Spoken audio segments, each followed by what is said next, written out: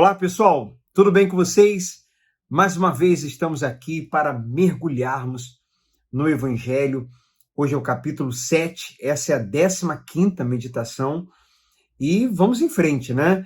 Hoje nós vamos encerrar essa série aí, capítulos 5, 6 e 7, o Sermão na Montanha, esse discurso profundo, ensinamentos maravilhosos de Jesus.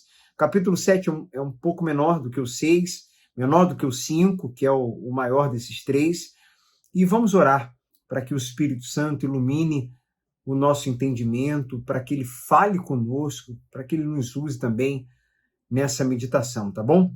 Vamos unir a nossa fé. Espírito Santo, nós te agradecemos por tudo que o Senhor já fez, tem feito e fará.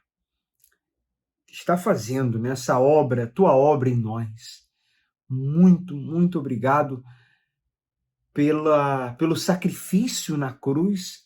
Obrigado por essa série aqui, mergulhando no Evangelho. Eu tenho profunda gratidão ao Senhor por nos dar essa inspiração, por iluminar o nosso entendimento, por falar conosco. Ó, faz essa série, fale do Evangelho, incentive as pessoas a mergulharem no meu Evangelho. Eu creio que nós tivemos essa luz, esse toque. Creio que ouvimos a tua voz. Então, muito, muito obrigado. Muito obrigado. Completa a tua obra, nos use, ilumine o entendimento de todos que participam dessas meditações, têm participado dessa série. Eu entrego a meditação de hoje nas tuas mãos, em nome de Jesus e para a glória do Senhor. Amém. Graças a Deus. Amém. Então, vamos em frente. Eu até havia falado que o capítulo 6, só me retratando aqui rapidamente, que o capítulo 6 se tratava da relação, né, da relação humana, mas, na verdade, o 6 tratou, né, do interior. E agora sim, no 7, vai tratar da nossa relação com o próximo. Você vai observar isso. Então, vamos ao versículo 1. Já começa aí falando sobre não julgar, né? Sabedoria, não julguem os outros.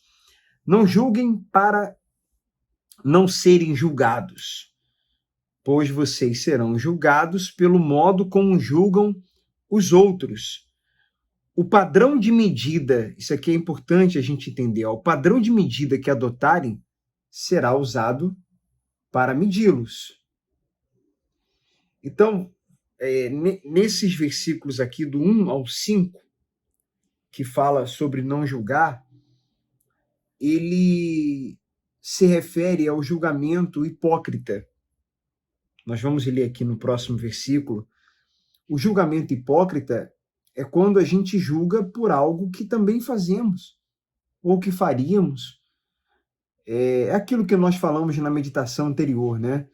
Todo mundo erra, todos nós temos uma natureza humana e os nossos pecados são diferentes.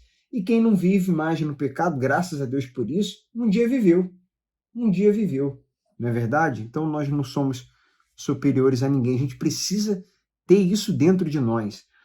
Não julgar também sem saber o que aconteceu, não julgar ouvindo apenas uma pessoa, não julgar se a gente não sabe, se não é fato, se não temos evidências. Enfim, a Bíblia não condena o julgamento se ele for feito de forma reta, né? Se é um fato, de forma correta, como os bereanos que conferiam a palavra para saber se aquilo que estavam ouvindo era correto ou não. É o julgamento hipócrita, é o julgamento precipitado. Vamos continuar lendo aqui, ó. Versículo 3. Por que você se preocupa com um cisco no olho de seu amigo enquanto há um tronco em seu próprio olho? Como pode dizer seu amigo, deixe-me ajudá-lo a tirar o cisco de seu olho, se não consegue ver o tronco em seu próprio olho? Hipócrita. Olha aí, ele fala, hipócrita. Olha só. Essa passagem aqui, esses versículos, falam muito de como nós devemos lidar com o pecado do outro. É como um cisco no olho, ou seja, com cuidado. A gente não vai tirar o cisco do olho de uma outra pessoa sem cuidado. É com cuidado. Pedir permissão, pedir para a pessoa, você pode abrir o olho? Primeiro, posso te ajudar? Posso tirar esse cisco do teu olho? Outra coisa, você pode abrir o olho, por favor? Abre o olho. Com cuidado, com carinho, né? Com amor. Aí a pessoa abre o olho e você vai lá e tenta tirar. Você sopra, enfim, você tenta tirar aquele cisco. Agora, como que a gente lida com o nosso pecado? Aí sim, a gente é mais severo. Não conosco, não é severo consigo mesmo, é severo com o pecado. Aí é com a trave. Aí a gente faz o contrário. Então a gente tem que tratar o pecado do outro com sabedoria, com cuidado, com mais suavidade. E o nosso, aí a gente tem que ser mais ofensivos, mais firmes.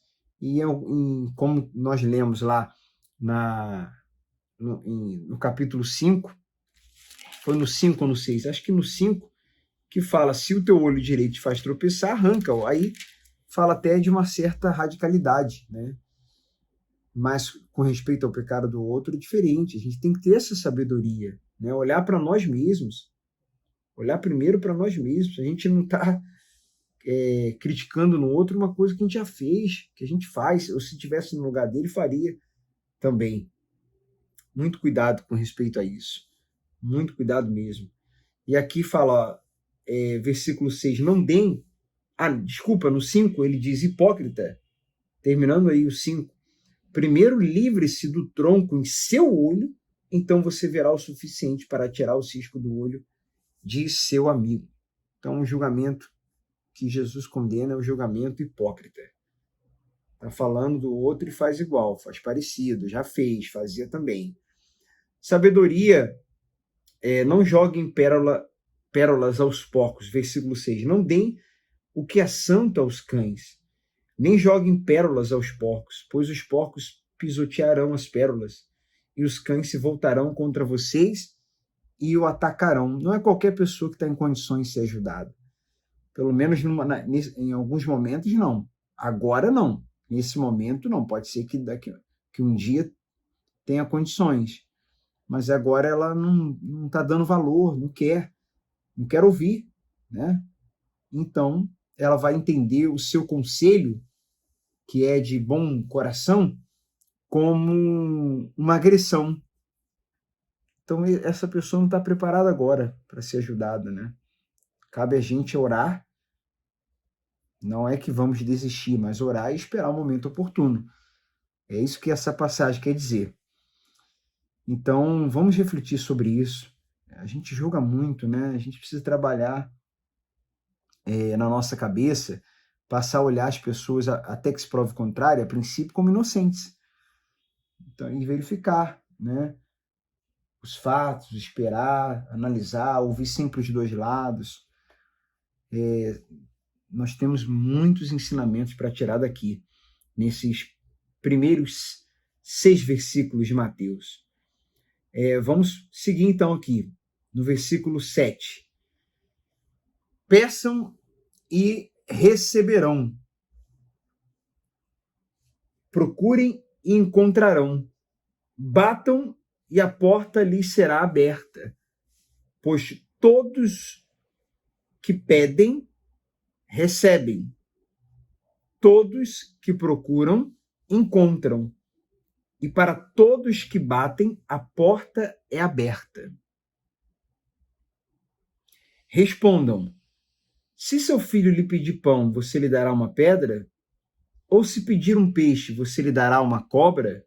Versículo 11. Portanto, se vocês que são maus sabem dar bons presentes a seus filhos, quanto mais seu Pai, que está no céu, dará bons presentes aos que lhe pedirem. Esses versículos do 7 ao 12 está ligado o ponto central aqui não é apenas perseverança, também bater na porta, orar, Perseverar, quer dizer, o quanto queremos, o quanto queremos, o quanto você quer, o quanto eu quero realmente aquilo que eu digo que eu quero. Isso conta, porque quando a gente pede, quando Deus vê que estamos perseverando por algo, a probabilidade, né, é maior. Apesar dele saber de todas as coisas, mas ali fica claro que nós vamos valorizar depois que recebermos, né? Vamos dar valor, vamos cuidar, porque aquilo que a gente recebe, muitas vezes recebe sem perseverança, sem que a gente tenha orado, aguardado, confiado. Então pode ser que a gente não cuide, não valorize. Pode ser que a gente seja até ingrato. Então, Deus espera sim que a gente persevere. Mas não é só sobre perseverança, é também a bondade de Deus, a gente vê aqui. Se ele cuida da criação, imagine de nós. E que nós devemos imitar essa bondade. Não é verdade? Nós devemos imitar essa bondade. No versículo 12 diz, a regra de ouro, sabedoria, a regra de ouro. Isso aqui é bem conhecido, né? Mas a gente tem que praticar isso aqui, né? Praticar. Em todas as coisas, façam aos outros o que vocês desejam que eles lhes façam. Essa é a essência de tudo que ensina a lei e os profetas. Quer dizer, se colocar no lugar do outro, né? Não fazer o que nós não gostaríamos que fizessem conosco. Empatia, amor. Jesus é amor, né? Aqui no versículo 13, ele fala da porta estreita. Diz assim, entrem pela porta estreita, chamada decisão. Isso é decisão, isso é escolhas. A estrada que conduz à destruição é ampla e larga a sua porta, e muitos escolhem esse caminho. Mas a porta para a vida é estreita, e o caminho é difícil, e são poucos os que a encontram. Então, nesse versículo aí, versículo 13 e 14, fala que a gente tem que ter consciência que há sacrifício, que há esforço. Esse sacrifício é de nos negarmos todos os dias. Você já viu aqueles vídeos, é um texto também que já circulou muito por aí na internet, que um homem ele corta sua cruz e tem um dado momento na sua caminhada que ele se depara com um abismo, e para passar de um lado para o outro, quem tem a cruz e não cortou tem exatamente, e cada um tem a sua cruz. A distância, né, de um lugar para o outro, a distância daquele abismo, para você conseguir chegar do outro lado, é exatamente o tamanho da cruz. Então, sem cruz não passa para o outro lado, que seria a vida, né? A vida de Deus, a vida eterna. E quem cortou a cruz, o homem que cortou a cruz, para não ficar, né? Para ele ter mais facilidade, para facilitar, ele então não conseguiu chegar do outro lado. Não dá para a gente não pegar a cruz. Não dá. Temos uma cruz para pegar. E foi Jesus que falou isso. Se você quer me seguir, quer ser meu discípulo, você tem que pegar a cruz. Negar a si mesmo, e aí você me segue. A questão é que quando a gente decide isso, e nos negamos, nos entregamos, ele nos dá uma nova natureza, que a gente tem falado aqui em todas as meditações. E aí, quando nós recebemos uma nova natureza e cuidamos da nossa vida espiritual, da nossa relação com Ele, nos negando todos os dias e buscando Sua presença, no relacionamento de amor, segui-lo é prazeroso. Seguir é prazeroso. Os seus mandamentos se tornam leves. E essa cruz se torna leve, não é um fardo pesado, porque há prazer. Embora há sacrifício, há prazer. Há prazer por causa dessa nova natureza, por causa da obra do Espírito Santo em nós. Aquilo que para a gente era um sacrifício, era um sacrifício tremendo. Abrir mão, negar, se controlar, fazer. Continua não sendo fácil, mas agora é prazeroso. Antes, no início, pode ser que fazíamos assim, tem que obedecer a Deus. Mas isso, Jesus, o Evangelho não se trata disso. Isso aí pode ser apenas quando a gente conhece. Porque depois que a gente se entrega, se rende, aí não é mais eu tenho que fazer, né? E a gente faz ali, sabe, com pesar. Isso é a religiosidade, a religião. Então você faz, e às vezes faz, às vezes não faz, e quando faz reclamando, e faz, mas você não... Quando Jesus nos dá uma nova natureza, quando nos relacionamos com Ele, nos rendemos a Ele, dia após dia, nos negamos, o Espírito Santo age em nós. Por isso que a gente tem que buscar. Porque aí a gente começa a ter um relacionamento de amor, que gera prazer. Então, não é que o peso da cruz está menor, nem cortamos, é que está é prazeroso e esse fardo se torna leve. É leve. O fardo da religião é pesado, porque é muita regra. É muita regra. Tem que fazer, tem que fazer, tem que fazer para receber.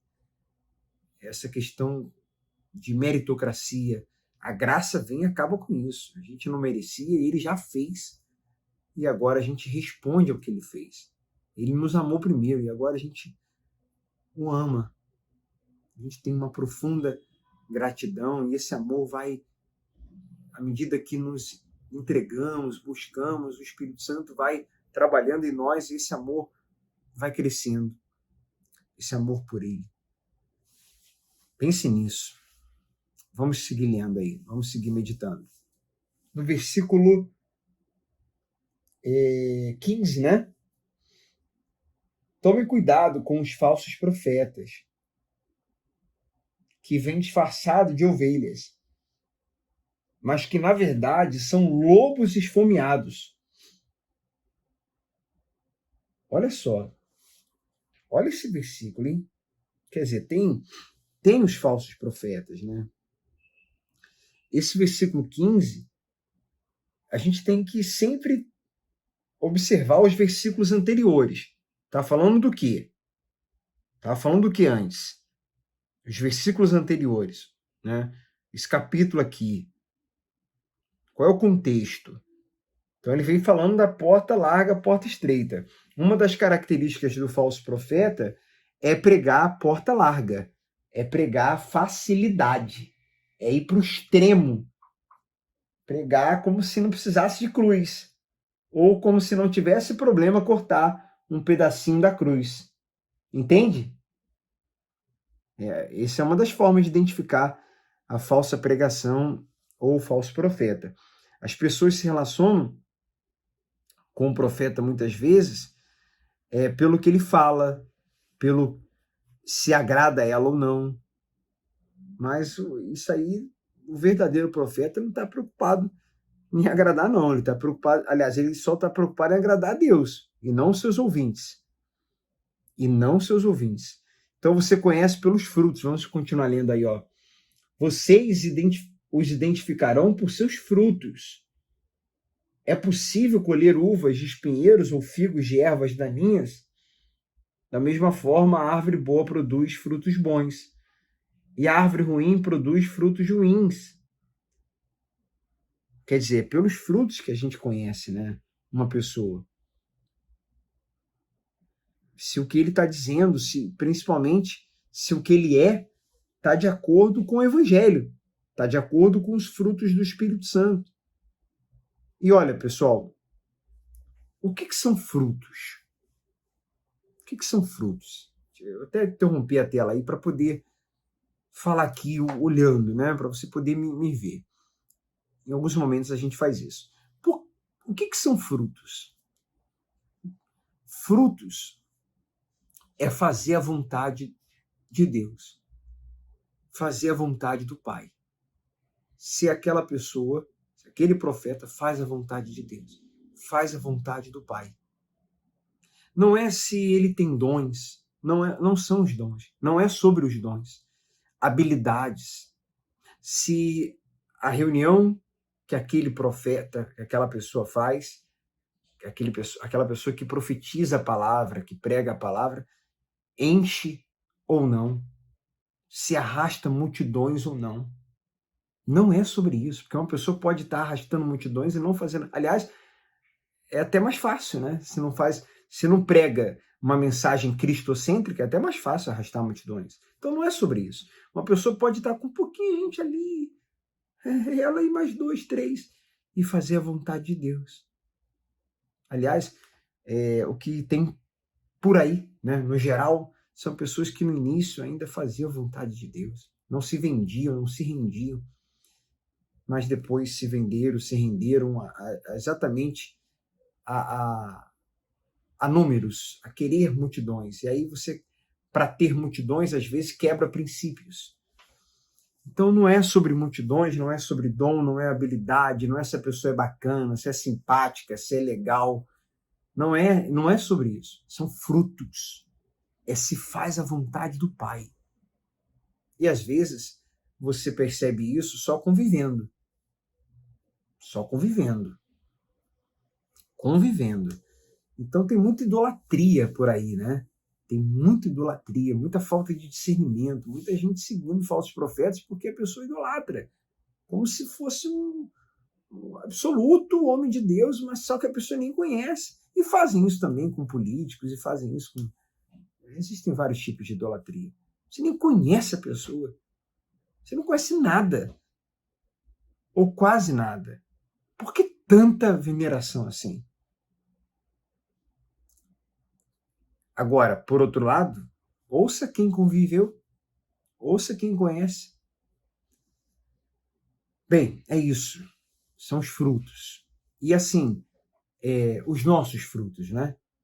Os nossos frutos. Aqui está falando, a gente está lendo aqui, fala dos falsos profetas. Mas assim, a gente tem que se analisar. Não é só quem é pastor. Vamos falar agora de toda pessoa que fala da palavra de Deus, de toda pessoa que prega a palavra. Ela está ali profetizando, está falando da palavra de Deus, está profetizando. Pode ser um membro, mas naquele momento ela está profetizando. E quais são os nossos frutos? Quais são os meus frutos, eu, Marcelo? Agora não vamos falar de outros, mas de nós. Temos feito a vontade do Pai? Temos tido bons frutos? É nisso que a gente tem que pensar também. Vamos seguir lendo aí. Versículo 18, né? A árvore boa não pode produzir frutos ruins, e a árvore ruim não pode produzir frutos bons. 19. Toda árvore que não produz frutos bons frutos, é cortada e lançada ao fogo. Portanto, é possível identificar a pessoa por seus frutos. É pelos frutos. Pense nisso, guarde isso, é pelos frutos. Versículo 21 fala sobre os verdadeiros discípulos. Diz assim: nem todos os que me chamam Senhor, Senhor, entrarão no reino dos céus. Olha aí, ó. Aí a gente acabou falando já, né? Já falamos. É forte, hein? Entrarão no reino dos céus, mas apenas aqueles que de fato fazem a vontade de meu Pai que estás no céu. Muito forte. Muito forte. Não profetizamos em teu nome, não expulsamos demônios. Tá vendo que não é pelos dons? Tá vendo o que a gente falou? Olha aí. Não é pelo que fazemos. Não é pelo que fazemos. Não é pelo que fazemos. É pelo que somos. Não é pelo que fazemos. É pelo que está dentro de nós. É o nosso interior. Quem somos? Quem sou eu? Quem é você? Quem é aquele profeta? Quem somos quando ninguém está vendo? Expulsamos demônios em teu nome, não realizamos muitos milagres em teu nome? Versículo 23. Eu, porém, responderei, nunca os conheci. Afastam-se de mim, vocês que desobedecem à lei. A nova lei, principalmente a lei messiânica. Vocês que fazem a obra, mas não têm o Deus da obra dentro de vocês. Vocês que trabalham, né, achando que estão fazendo a obra de Deus porque trabalham, porque fazem coisas, mas a obra de Deus, pessoal, é fazer a vontade do Pai, ajudar pessoas, fazer serviços na igreja ou fora dela. Isso é consequência, isso é uma extensão, isso está dentro do pacote chamado chamado vontade de Deus. Dentro da vontade de Deus está a gente expulsar demônio, curar enfermos, ajudar pessoas. Mas isso não é a obra de Deus em si. Não consiste nisso. Isso é consequência. Isso é uma extensão. A obra de Deus é fazer a vontade de Deus. Essa é a obra de Deus. Então tem gente que fala assim, fulano saiu da obra. Que obra, rapaz? A pessoa não sabe nem o que está falando. Saiu da obra por quê? Saiu de uma igreja? Saiu de uma denominação? Porque deixou de fazer um trabalho? Talvez você já tenha ouvido isso. Você era de um grupo, aí saiu do grupo. Você era de uma célula, numa denominação, você saiu daquela célula e falou, deixou de fazer a obra de Deus. Como assim? Às vezes a pessoa está lá toda semana na célula, às vezes a pessoa está na igreja todo dia, como o Michele falou na meditação passada, todo dia a pessoa está na igreja, mas ela às vezes não está fazendo a vontade do Pai. E você, por um momento, por alguma razão, saiu do grupo, não está indo na célula, você às vezes está aí me assistindo, não aconselho, não sou a favor de uma pessoa que não vai em lugar nenhum, que não congrega, que não se relaciona com os irmãos, mas talvez você, por um momento, está procurando um lugar saudável, está procurando uma igreja cristocêntrica, e por um momento, apenas por um momento, você está sem congregar, até escolher com critério, com responsabilidade, com sabedoria, está mergulhando no evangelho, vai ficar agora muito mais fácil detectar um lugar saudável, e aí você não está fazendo parte de um grupo, por enquanto, não está, e aí alguém pensa ou diz para você que você não está fazendo a obra de Deus. Só que você, por um momento, não está indo num determinado lugar ou fazendo um determinado trabalho, ou está indo, mas não está fazendo parte de um grupo, mas você é justo, procura ser justa, você perdoa, você ora por quem te persegue, enfim, você procura praticar o capítulo 5, 6 e 7 de Mateus. Aí alguém vai dizer que você não está fazendo a obra de Deus? Se você tem feito a vontade de Deus, é porque as pessoas nem leem os evangelhos, nem meditam na palavra, apenas repetem o que ouvem, igual papagaio, né? Mas graças a Deus, aqui nessa meditação não tem papagaio não. Vamos repetir sim. Se é para ser papagaio, vamos ser papagaio de Jesus, repetir só o que ele falou, e não que pessoas, homens ou instituições, doutrinas humanas falaram, né? Vamos repetir o que Jesus falou e vamos agir como ele agiu. Então, obra de Deus é fazer a vontade de Deus. Frutos é fazer a vontade de Deus, do Pai. Esses são os bons frutos. E esses frutos, consequentemente, acabam sendo os de Gálatas 5, né, os frutos do Espírito Santo. Vamos seguir lendo aí para a gente concluir. Então vai ter muita surpresa, né? Muita surpresa. Gente que vai no dia vai falar assim, mas eu fiz isso, fiz aquilo, mas eu não conheço você. Versículo 24. Quem ouve minhas palavras e as pratica é tão sábio como a pessoa que constrói sua casa sobre uma rocha firme. Olha só. Muito forte isso aqui, hein? Algumas meditações estão demorando, principalmente Mateus 5, 6 e 7, estão levando mais tempo. Você já com certeza observou, porque, na verdade, tem partes aqui desses capítulos que dão uma pregação, né?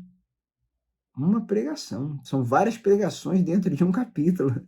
É muita coisa boa aqui em Mateus 5, 6 e 7. Então, se você está acompanhando isso aqui, não assistiu os outros, não deixe de assistir, não deixe. Ele diz, versículo 25, quando vierem as chuvas e as inundações e os ventos castigarem a casa, ela não cairá, pois foi construída sobre rocha firme. Dois tipos de pessoas que ouvem a palavra, e as duas pessoas estão construindo no mesmo lugar. As duas pessoas estão construindo no mesmo lugar. Entenda uma coisa, não é que uma está construindo na areia aqui e a outra está construindo lá num lugar muito longe e na rocha. Não, ambas estão construindo no mesmo lugar, mas a maneira como elas estão construindo que é diferente. A forma de construir que é diferente. Uma está construindo sem solidez, está construindo com rapidez, não está cavando, não está buscando profundidade, está na superficialidade, não está mergulhando, né? Mas aqui encaixa mais, mergulhando encaixa com a nossa série, mas de acordo com a palavra, encaixa mais a palavra cavando. E aí, o que constrói na rocha, ele está cavando, cavando, cavando, cavando, cavando e cavando. E depois, ele encontra a rocha, depois de tanto cavar. E aí ele constrói nessa rocha que ele encontrou, que é a palavra, que é Jesus. Ele constrói sua casa, sua vida, suas decisões de acordo com essa rocha, sobre essa palavra, a rocha. E aí essa pessoa se torna realmente inabalável. Então, não é sobre o lugar, é sobre profundidade, é sobre relacionamento profundo, é sobre não só ouvir, mas ouvir e praticar. É sobre não só ler, mas mergulhar na palavra. Mergulhar, praticar, guardar. Vamos seguir lendo aí. Mas quem ouve meu ensino e não pratica é tão tolo como uma pessoa que constrói sua casa sobre areia.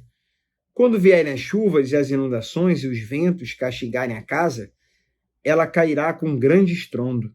Quando Jesus acabou, versículo 28, de dizer essas coisas, a multidão ficou maravilhada com o seu ensino, pois ele ensinava com verdadeira autoridade, diferente dos mestres da lei. Forte, né? Como que você tem se relacionado com a palavra? Por muito tempo, a gente se relacionou, eu vou falar por mim, já confessei isso, já falei, por muito tempo eu me relacionei com a palavra de uma forma um tanto quanto superficial. Eu até cavava, mas eu não cavava o quanto deveria. Eu não vou dizer aqui que eu estava na areia, que eu não cavava nada. Eu cavava, eu tinha um conhecimento da palavra. Eu lia, pregava, mas eu cavava muito pouquinho, muito pouquinho. E de um tempo para cá, através da Bíblia, livros, cursos, a gente vem cavando, e encontramos uma rocha muito forte, muito forte. E E agora não tem, não é qualquer ensinamento que a gente vai, não é qualquer ensinamento que a gente chega e fala assim, ai, amém. A gente não diz amém para tudo agora, porque agora a gente está na rocha como nunca, como nunca. A nossa relação com a palavra agora é mais profunda, a gente está cavando, a gente cavou. Pareceu que a bateria estava, não sei se travou para vocês, acho que não trava não, vai direto, né? A gente cavou. Então mergulhar é cavar. Vamos mergulhar no evangelho, vamos cavar. Nossa relação com a palavra tem que ser profunda, porque o vento vem, a chuva vem, e vem para todo mundo, vem para quem não cava e vem para quem cava, vem para quem é profundo e vem para quem é superficial, vem para todos, Mas, como a gente tem falado aqui, em todas as meditações, não é sobre o exterior, não é sobre a chuva, não é sobre o vento, não é sobre a força do vento, não é sobre os problemas, é sobre como nós estamos por dentro, é sobre o quão profundo somos na palavra e no relacionamento com ela, com Jesus. É isso que vai fazer a diferença. Então, vamos seguir mergulhando no Evangelho. Pessoal, encerramos o capítulo 7 de Mateus. Envia os 5, 6 e 7 para um amigo, ou envia só os 5 para o amigo não receber assim tanta coisa, para uma amiga. E depois você fala, olha, isso é uma série para quem não tem, para quem não está motivado, não tem tanto ânimo, ou parou, começou a ler a Bíblia, parou, ou já leu, mas não mergulhou, cavou pouquinho. Manda para uma pessoa que você ama, manda para uma pessoa que você ama, manda para uma pessoa que você ama, que você se importa. Melhor coisa que você pode fazer por ela, melhor do que qualquer presente material, é explicar para ela ou incentivá-la da importância dela mergulhar no Evangelho. E aí, se ela for tocada pelo Espírito Santo, se ela realmente tiver sede, ela pode não só assistir o 5, 6 ou 7, o capítulo 5, 6 ou 7, mas ela pode ir lá do início e a cada dia assistindo um, até chegar aqui onde nós estamos, até se atualizar. Esse é o nosso conselho do fundo do coração, porque mergulhar no Evangelho vai transformar a nossa mente e, consequentemente, nossas ações e reações, nosso olhar. E aí a gente repete aquilo que já falamos várias vezes. Seremos cada vez mais parecidos com Jesus. Deus abençoe muito vocês. Vamos em frente. Curta, comente, deixe um comentário. Se você não está ainda no nosso grupo, nós temos um grupo no WhatsApp e no Telegram. Lembrando aqui vocês, no WhatsApp para dar alguns recados mais rápidos, no Telegram para colocarmos vídeos, textos, artigos, assuntos relacionados a essa série aqui, Mergulhando no Evangelho. Então, se você está assistindo, me manda e não está em um desses dois grupos, me manda uma mensagem dizendo, Marcelo, me coloca no grupo do WhatsApp, me coloca no grupo do Telegram, me coloque nos dois grupos, eu vou lhe colocar, vamos lhe adicionar, tá bom? Vamos mergulhar. Se tiver alguma sugestão, nos envie. Se tiver alguma dúvida, nos envie também. E feedback, se tem te ajudado, se tem te tocado, se você tem aprendido, coloque nos comentários. Mande uma mensagem para a gente, dá um feedback aí, a glória de Deus, mas a gente é mais um pouquinho de gasolina, mais um combustível para a gente seguir em frente aí nessa longa estrada, tá certo? Deus abençoe, um abraço e até a próxima meditação.